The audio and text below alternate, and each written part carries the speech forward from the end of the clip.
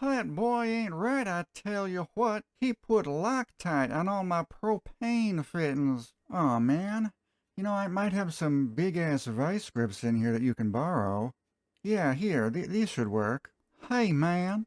You got a nice rack there. Well, thanks. I mean, your wife has a pretty nice rack, too. The hell are you talking about, man?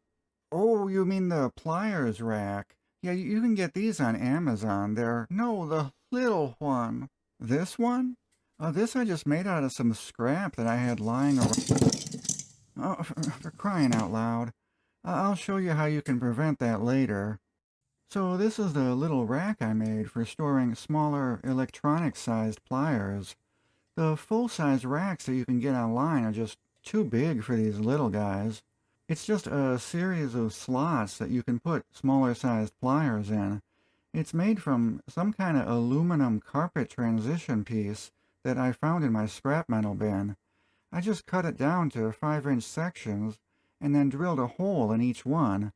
Then there's a piece of 1/4 by 20 all-thread that goes through all the holes to hold it together, and then I use nuts and washers as spacers in between. There is a little bit of extra all-thread sticking out of the end here, so let's go ahead and add these 2 additional dividers to the end.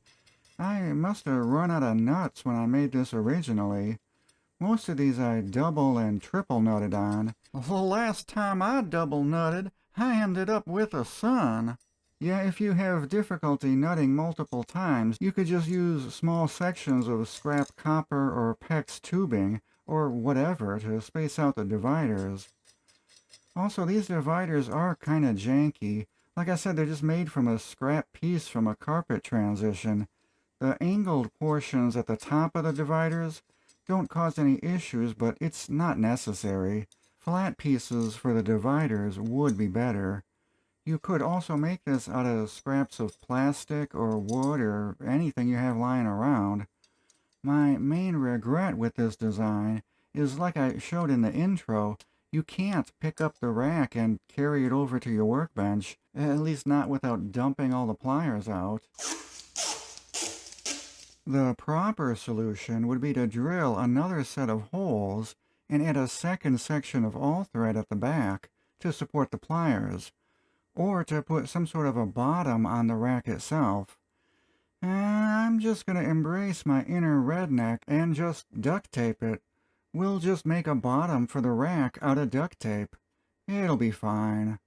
Even though it may look completely redneck rigged, which it totally is, it's still functional, and it keeps all my mini pliers organized in my pliers drawer. Let me know in the comments if you have any other improvements to the design. I am somewhat tempted to build a nicer version of this at some point, or any other homemade shop storage solutions that I should look into. Be sure you're subscribed for more videos. Thanks everyone for watching. See you later. Bye.